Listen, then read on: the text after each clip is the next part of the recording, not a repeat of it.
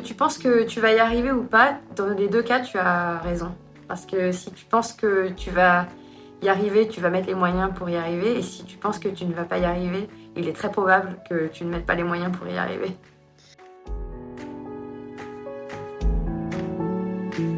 Hello hello, bienvenue sur Ma Passion Mon Job. Je suis Célia Leduc, coach feel good et boosteuse de projets passion et je suis ravie de t'accueillir par ici. Ma mission, c'est de te montrer qu'on peut toutes et tous faire chaque jour de notre vie ce qui nous passionne vraiment. Alors pour ça, je te partage chaque semaine mes conversations avec des audacieux de tous horizons et je t'emmène avec moi découvrir leurs histoires, leurs univers et les coulisses de leur job passionnant. Prêt à plonger avec moi dans le bain de la passion avec un grand P ? C'est parti! Ah, juste une chose avant de commencer. Si tu aimes Ma Passion Mon Job et que tu veux m'aider à le faire connaître, eh bien, tu peux t'abonner au podcast sur ta plateforme d'écoute préférée. Et ce serait trop chouette de me mettre un commentaire et une note de 5 étoiles sur Apple Podcasts. Ça m'aide énormément. Merci à toi.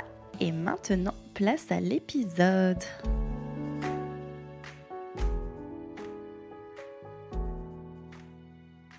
Même si aujourd'hui nous sommes de plus en plus nombreuses à apprécier boire de la bière, et pas seulement d'ailleurs des bières fruitées comme le veut le cliché, on va pas se mentir, les métiers autour de la bière sont plutôt à la base typiquement masculins.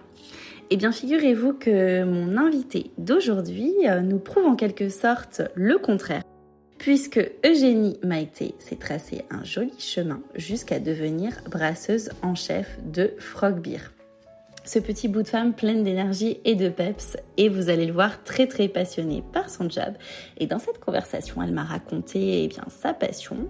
Elle m'a plongée dans les coulisses d'une des plus grandes brasseries artisanales et m'a expliqué finalement comment elle, qui était à la base ingénieure agronome et plutôt destinée par la suite à travailler dans le domaine artisanal du fromage, en est venue à découvrir ce milieu de la bière et de la fabrication artisanale de bière, à travailler finalement dans ce domaine. Alors dans cette conversation, on a parlé des coulisses de cette brasserie et de la fabrication de bière, mais aussi de son quotidien et elle nous a livré finalement pas mal de secrets de fabrication. Bonjour Eugénie. Bonjour. Je suis ravie de te recevoir. Bienvenue sur Ma Passion Mon Job. Puisque du coup tu me reçois aujourd'hui vraiment dans les coulisses de la création de bière. Alors avant de parler de ton métier passion de brasseuse, j'aurais voulu que tu commences par te présenter, nous dire un petit peu ce que tu aimes dans la vie à part ton job. Je m'appelle Eugénie, j'ai 37 ans. J'adore faire la cuisine. Ça, c'est quelque chose qui me...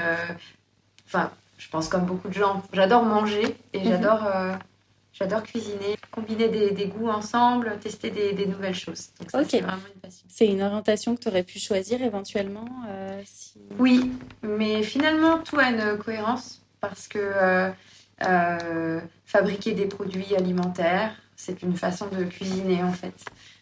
Ah bah oui, c'est très relié finalement.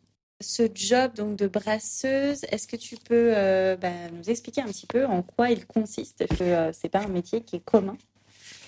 Le métier de brasseur, c'est donc fabriquer de la bière à partir du malt d'orge, en extraire les sucres pour pouvoir alimenter la levure et que cette levure puisse transformer ces sucres en alcool et avec du gaz et pour pouvoir faire de la bière.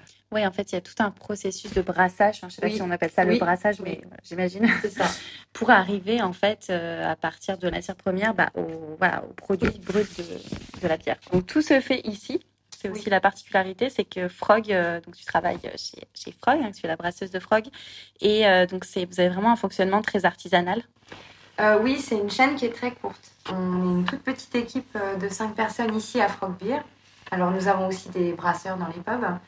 Mais ici, on est 5 et on peut vraiment suivre le produit du début à la fin, savoir qui l'a brassé, qui l'a enfuté, qui l'a conditionné. Et on a donc un lien direct avec les clients finis. Ouais, c'est vraiment très artisanal, c'est ce que tu me disais. Il y a un côté très familial aussi, vous vous connaissez et il y a des machines, mais finalement, il y a besoin que vous soyez là pour vérifier, pour paramétrer plein de choses. En fait, il n'y a rien d'automatisé dans notre brasserie. Tout est fait manuellement. Vraiment, l'exécution des recettes, la constance du produit, elle va reposer sur le jugement du brasseur et son savoir-faire et son expérience. Ok, donc toi finalement tu es vraiment la brasseuse donc de Frog, hein, la brasseuse en chef, mais donc après il y a plusieurs brasseurs. Quel est ton rôle, en quoi ton rôle est différent des autres? Qu'est-ce que tu fais comme mission en fait si on, par exemple, on te demandait une journée type, enfin. Oh là là, une journée type. Alors il y en a peut-être pas, mais en tout cas Ouais. pour être dans les coulisses, quelles sont les missions qui reviennent? Je pense que un de mon rôle c'est de m'assurer que la qualité des produits qu'on fabrique atteint notre standard. Donc ça, c'est contrôler les produits et puis faire en sorte que tous les processus se passent bien. Donc ça, c'est une de mes missions. Ensuite, il y a donc, faire tourner la boîte, en fait. Ouais. Faire tourner la prod, planifier et puis organiser le travail de chacun et conseiller chacun. Ensuite, il y a un deuxième travail qui est celui de création. Donc en fait, il y a tous les ans des éditions limitées, des nouvelles bières, etc. Et donc c'est moi qui vais créer les recettes, développer les nouveaux produits, soit des nouvelles bières, mais aussi on se dit peut-être ça serait sympa de faire un mini fût de 3 litres pour aller faire des pique-niques dehors, enfin voilà. Ouais, de réfléchir finalement par rapport aux besoins des clients, qu'est-ce que vous pouvez proposer comme nouvelle bière, comme nouvelle manière de consommer, voilà, quoi. Oui. Et puis aussi des projets toujours pour améliorer notre durabilité, par exemple ressourcer plus localement certaines de nos matières premières, comme le malt, et développer des nouveaux liens avec des nouveaux fournisseurs, par exemple. Ok, donc tu es vraiment sur plein de choses parce qu'à la fois tu fais la partie un petit peu communication, promouvoir l'entreprise, la partie vraiment logistique et puis faire tourner. Oui. Tu me disais aussi la qualité, le contrôle qualité, parce qu'il faut vérifier que tout est ok sur ce plan-là. Plus la partie créative où tu es sans cesse en réflexion pour créer des nouvelles recettes, des nouvelles choses. Oui. C'est ça qui est intéressant et qui est riche en fait dans ce métier, c'est que c'est vraiment pluridisciplinaire. On touche à tout. Du coup, j'apprends énormément en fait. J'apprends énormément sur plein de domaines. Ça va de l'électricité à la maintenance jusqu'à le dosage du yuzu japonais pour ma dernière recette. Et je crois que vous êtes 5 ici, tu me disais? Oui, on est ici. Alors, sachant qu'après, vous avez combien tu me disais On a 27 brasseurs ensuite. 27 brasseurs. D'accord, parce qu'il y a différents pubs. Et du coup, même, tu me disais, les personnes ont l'occasion de se former, notamment ceux qui brassent ici, donc au siège, peuvent aussi aller dans les brasseries, dans les pubs pour se former. Oui. En fait, on encourage beaucoup la mobilité interne, le développement de compétences. Donc, on va pouvoir, par exemple, se former à la brasserie si on vient de la cuisine, du bar, des pubs, dans le cadre du développement interne. Ah oui, parce que vous avez aussi une partie cuisine, c'est ce que tu me disais tout à l'heure. Oui, dans le cadre de nos restaurants, oui, absolument. D'accord, il y a des restaurants Frog après? Oui, des bars-restaurants. En fait, tous nos bars font de la restauration également. Ok, très bien. Du coup, est-ce que tu pourrais me dire, toi, comment tu en es venue à exercer ce métier passion finalement? Comment tu es arrivée dans la brasserie? En fait, à la base, donc moi, j'ai toujours travaillé sur les signes de qualité, les produits artisanaux et la notion de terroir. Ça, c'est quelque chose qui me tient beaucoup à cœur. Tu étais ingénieur, je crois, agronome à la base. Oui, c'est ça. Oui. Et je me suis spécialisée en fait dans produits laitiers et fermentation. Ok. Voilà. Donc en fait, de fil en aiguille entre le fromage et puis en passant par les vins maison, les fromages maison, la bière maison. Et j'ai fait aussi du brassage amateur. Okay. C'est d'ailleurs comme ça que j'en suis arrivée à me dire peut-être que ça serait bien de faire ça, d'en faire un peu en fait mon vrai métier. Et la bière, c'est quelque chose que tu aimais depuis longtemps Oui. C'est quelque chose qui m'intéresse. En fait, tous les produits issus de la fermentation vraiment me passionnent. Et sur le fromage, je crois que tu avais même pensé à un moment développer quelque chose autour du fromage. Oui, parce qu'en fait, il y a longtemps, j'avais travaillé en exploitation caprine. Donc, on faisait de l'élevage en bio. Et c'est pareil, on suit toute la chaîne, en fait. Okay. L'alimentation des chèvres... comment ça influence la qualité du lait et le goût du lait. et puis la fabrication des fromages jusqu'à la vente. Ok, donc ça aurait pu être ça aussi, ton métier passion, puis finalement, t'as opté pour autre chose. Oui, voilà, mais c'est des choses de toute façon qui sont toujours là. Ouais, oui, en fait, c'est relié, quoi. Oui. Tout est lié. Ok, génial. Et donc, alors, tu t'étais ingénieur, donc tu t'es dit pourquoi pas. Et au niveau de ton parcours, à quel moment tu as eu un déclic? En fait, j'ai commencé justement quand je m'intéressais beaucoup au terroir, aux produits de qualité. J'ai travaillé dans le bio, moi, pendant 4 ans. Ok. J'ai travaillé dans le bio au service des entreprises de transformation de produits bio. C'est-à-dire que tous les artisans, fabricants de produits bio, je travaillais avec eux pour les aider à développer leurs produits, à se certifier, à faire de la qualité. Mhm. Et à côtoyer donc toutes ces personnes justement passionnées par leur métier et à apprendre à connaître leur savoir-faire, j'ai voulu moi passer de l'autre côté. Ok. Et dire, en fait, j'aimerais bien voilà, revenir à la production, revenir à des missions plus opérationnelles. Et donc, du coup, c'est à partir de là que je m'étais dit, voilà, je vais me lancer dans la microbrasserie. Donc là, tu as fait une formation de brasseuse, du coup? Comment ça s'est passé? Non, en fait, j'ai beaucoup appris toute seule. Ok, donc tu n'as pas refait une formation derrière, mais j'imagine que tu es quand même venue pour voir comment En fait, ce que j'ai fait, c'est que je fais de la formation continue. Ok. C'est-à-dire que je suis tout le temps allée à des conférences. Je suis en train de travailler mon diplôme de brasserie de l'Institut de la brasserie et de la distillerie au Royaume-Uni. Ok. Voilà, j'essaye toujours de continuer à me former. Tu es tout le temps dans cet apprentissage permanent, du coup, d'être... Oui. C'est très important parce que c'est un domaine qui est très, très vaste et en fait, il y a toujours quelque chose. Et du coup, tu es arrivée directement chez Frog quand tu as voulu te non, en fait, la première... donc, juste après mon expérience dans le bio, j'ai continué dans le bio.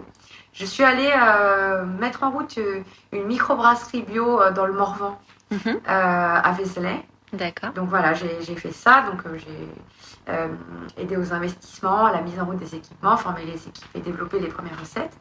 Et donc je suis restée 2 ans en Bourgogne. Et ensuite, suite à ça, Frog recherchait quelqu'un pour monter Frog Beer. Voilà. Okay. Et en fait, jusqu'à présent, je n'ai travaillé que dans des startups. Enfin, des entreprises qui étaient en création, en mouvement, en restructuration, en redéploiement. De la même façon, ma première expérience, c'était une toute petite équipe où il fallait tout reconstruire. C'est ça qui t'intéresse, voilà, c'est vraiment d'être au début et puis de créer surtout, de voir, faire la différence et vraiment voir le résultat concret des choses. Donc j'ai développé et mis en route cette microbrasserie en Bourgogne et puis ensuite j'ai rejoint Frog pour en fait monter Frog Beer. Un petit moment maintenant. C'était un beau challenge du coup. Ouais, parce qu'en fait, quand je suis arrivée, on ne brassait que dans les pubs. La brasserie telle que vous la voyez là, elle n'existait pas en fait. Donc je suis venue en fait à Frog pour monter Frog Beer. Génial, oui, c'était une belle aventure là. Du coup. Comment ça fait combien de temps? Pour chez Frog, c'est depuis 2013. C'est pas forcément évident quand on est une femme, enfin surtout en 2013, parce que bon là maintenant les choses évoluent, d'arriver dans le milieu de la bière. Comment t'as fait par rapport à ça? Quelles ont été les difficultés et comment t'as pu les surpasser? Je pense que effectivement au début, je me suis heurtée quand même à beaucoup d'appréhension ou de préjugés sur. Avec le podcast, on voit pas on n'a pas le visuel, mais c'est vrai que je pense que je fais 1,5 m et je pèse moins de 3 sacs de malt. C'est pas vraiment l'idée qu'on se fait de l'homme costaud qui boit sa bière. Ouais. Et puis surtout, brasser, c'est un métier qui est très physique en fait. C'est un métier qui implique beaucoup de manutention, de lever des charges lourdes, etc. Mais je pense que si on a la volonté de faire quelque chose, on trouve des solutions en fait. Peu importe la taille, la stature, je veux dire, c'est physique, mais tu t'en sors très bien, quoi. Mais c'est vrai qu'au tout début, ça demande d'être en lien avec des entreprises ou des personnes ouvertes d'esprit. Parce qu'en fait, souvent, c'était... mais vous voulez faire... Ah là là, mais je vous aurais recruté si c'était pour faire de la qualité, en fait. Et je fais, non, en fait, je vous explique. En fait, moi, mon métier, c'est de fabriquer de la bière et c'est de faire de la production. Et c'est vrai que On essayait toujours de cantonner un peu à des rôles.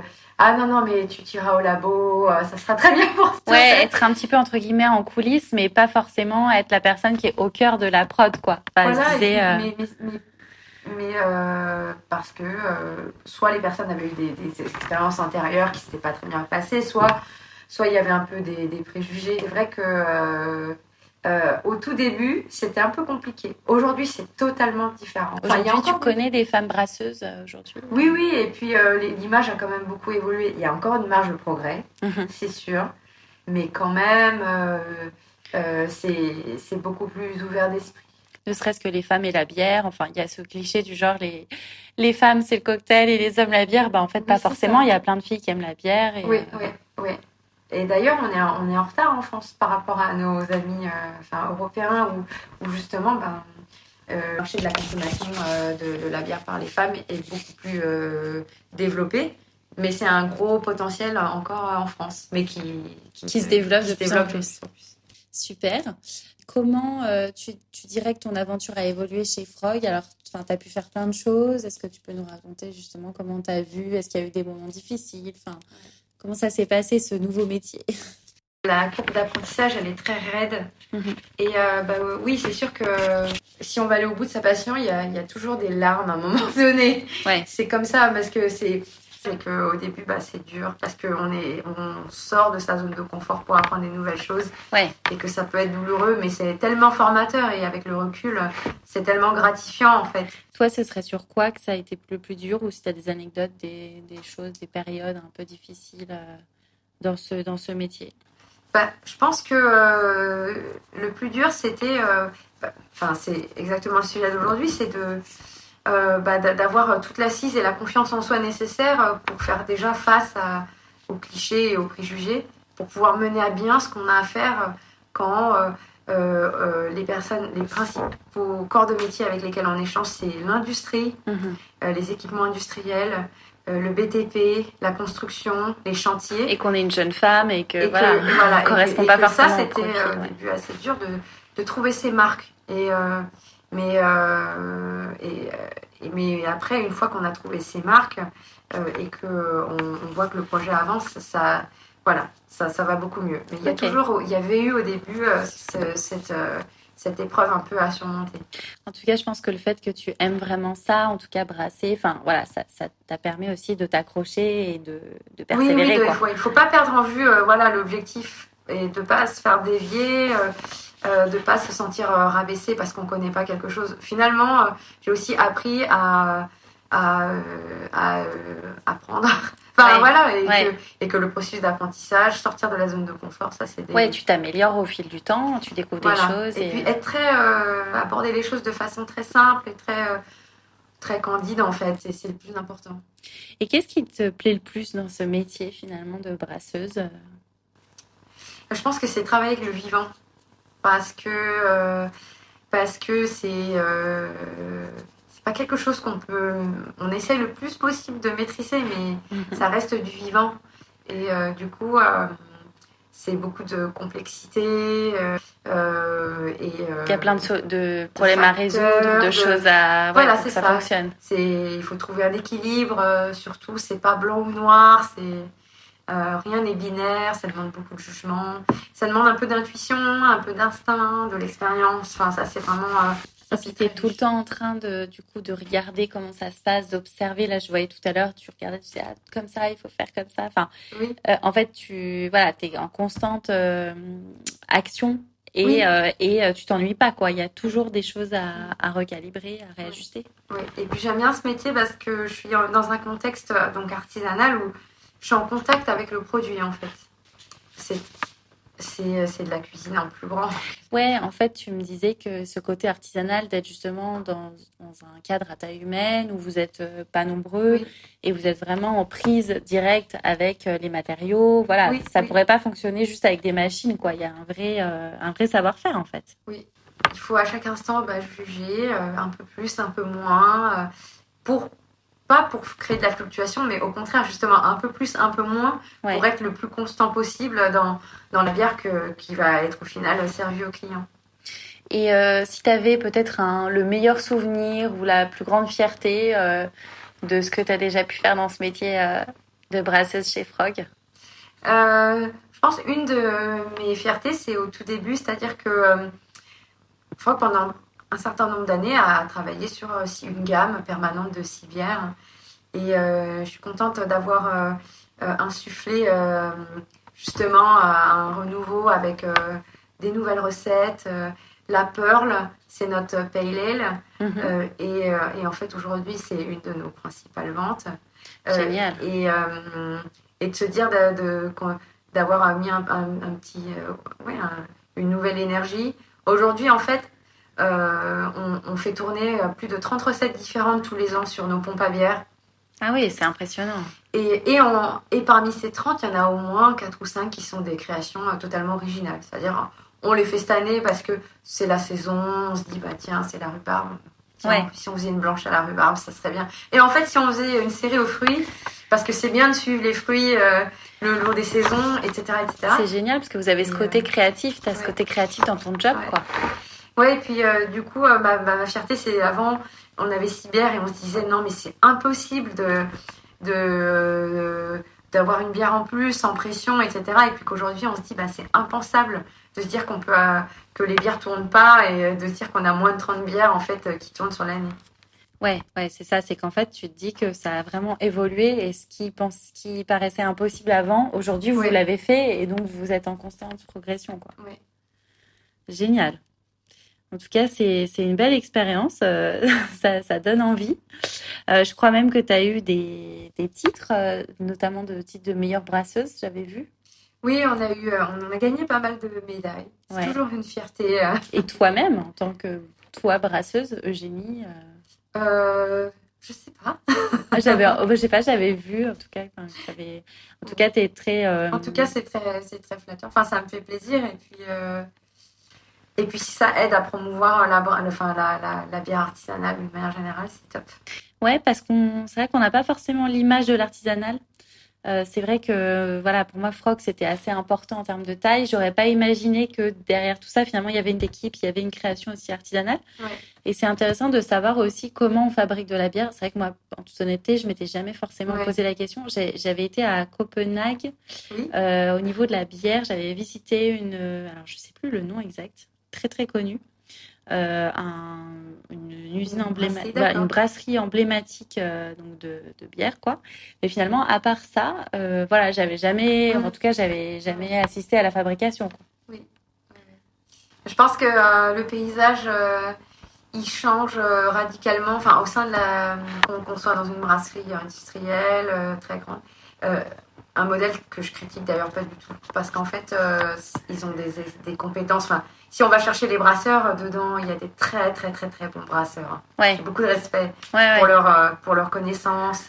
C'est juste que c'est un autre fonctionnement. C'est un autre fonctionnement, voilà. Et puis, il y a nous, avec nos petits tuyaux un peu partout.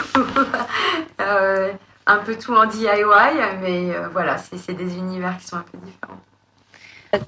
Comment tu te perçois dans ton métier passion à plus long terme? Est-ce que tu vois ce métier à vraiment long terme? Comment tu vois les choses?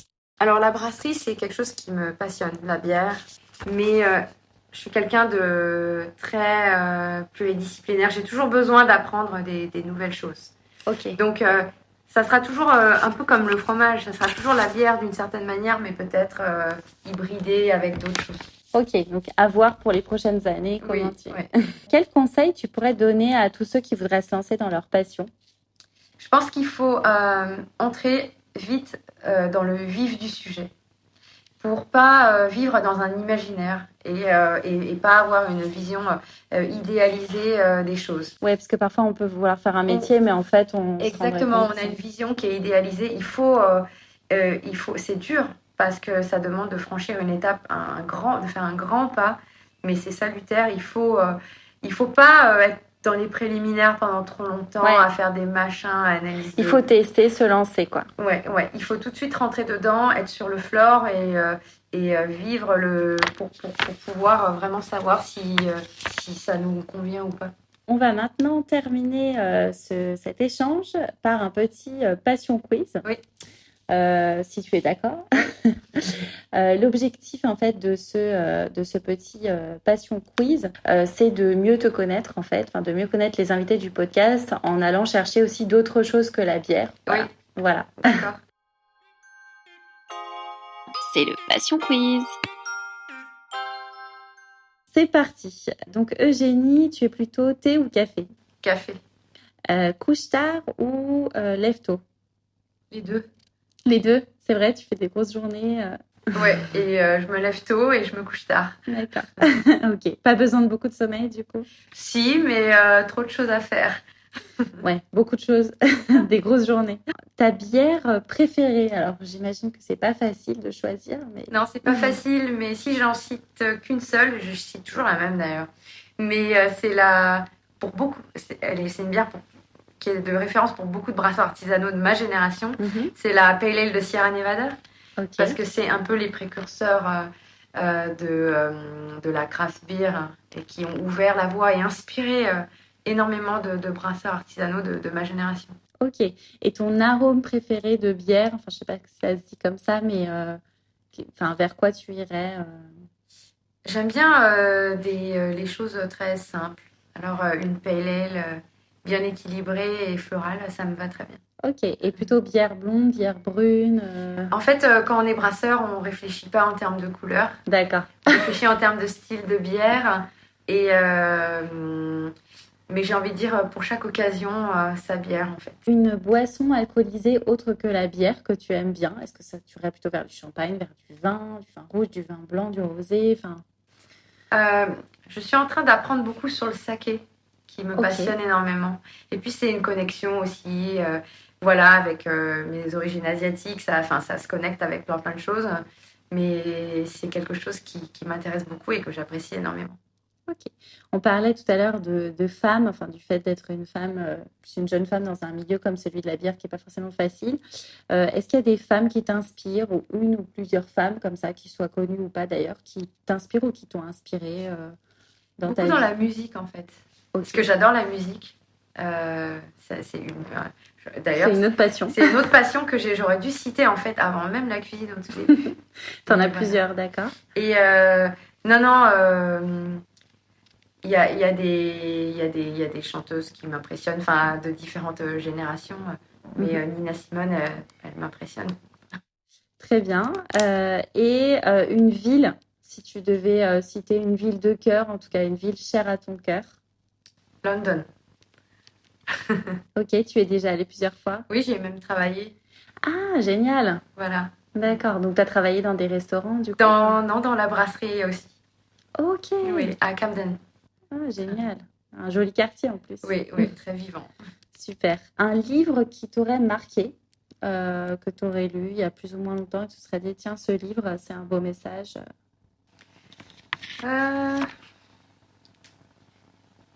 Un livre avec un message, pas forcément un livre avec une histoire. Pas forcément, vraiment un livre qui t'aurait marqué parce que ça t'aurait apporté à toi, mais ça peut être tout à fait une histoire. Ouais. Je sais pas, il y a tellement de livres Bah que oui. j'aime. Là, je suis en train de relire la nouvelle traduction de George Orwell, 1984. Ah oui. Et c'est assez frappant. En tout cas, j'avais oublié à quel point ce livre il était fort, en fait. Ouais, c'est clair. Et puis qui peut malheureusement être d'actualité. Enfin, il y a des choses. D'une certaine manière, oui. Ouais. Pour finir, est-ce que tu aurais une citation à nous partager sur le podcast? Une phrase qui a pu te motiver ou qui, encore maintenant, arrive à te motiver? Que tu penses que tu vas y arriver ou pas, dans les deux cas, tu as raison. Parce que si tu penses que tu vas y arriver, tu vas mettre les moyens pour y arriver. Et si tu penses que tu ne vas pas y arriver, il est très probable que tu ne mettes pas les moyens pour y arriver. Ah oui, comme quoi tout vient du mental en fait. Ouais. Et du fait que tu penses ou pas. Enfin, ceux qui réussissent, c'est ceux qui pensent qu'ils vont réussir. Oui. D'accord. Ah, c'est pas mal. J'aime bien la manière dont elle est exprimée. En fait, je trouve que c'est original. Oui. Ok, en tout cas, toi, ça t'a pas mal parlé parce que tu as quand même réussi à comme ça faire ta place dans un secteur où c'était pas forcément évident et aussi par ta volonté et ta détermination. Oui, oui, et puis, on peut, avec beaucoup de détermination, on peut vraiment atteindre ses objectifs. En tout cas, c'est un beau message. Je te remercie beaucoup, Oli, pour cette conversation passionnante et je te dis à très bientôt. Merci. Un grand merci pour votre écoute. J'espère que cette exploration vous a plu. Si vous avez écouté cette conversation jusqu'ici, eh bien, je pense que oui. Alors, le meilleur moyen de me le dire et de m'aider à faire connaître le podcast, eh bien, c'est de me laisser un petit mot doux en commentaire avec une note de 5 étoiles sur Apple Podcast ou sur iTunes. Ça vous prend 1 minute et vraiment, ça m'aide énormément. De mon côté, sachez que j'ai pris beaucoup de plaisir à vous faire découvrir cet univers et ce job passionnant. Si vous avez quelque chose à me suggérer, un commentaire ou quoi que ce soit d'autre, eh bien, vous me contactez par mail à mapassionmonjob@gmail.com. Et pour ne rien louper de mes aventures d'exploratrice et retrouver toutes les coulisses du podcast, eh bien, ça se passe sur le compte Instagram et Facebook de Ma Passion Mon Job. Je vous dis à très bientôt pour une nouvelle exploration.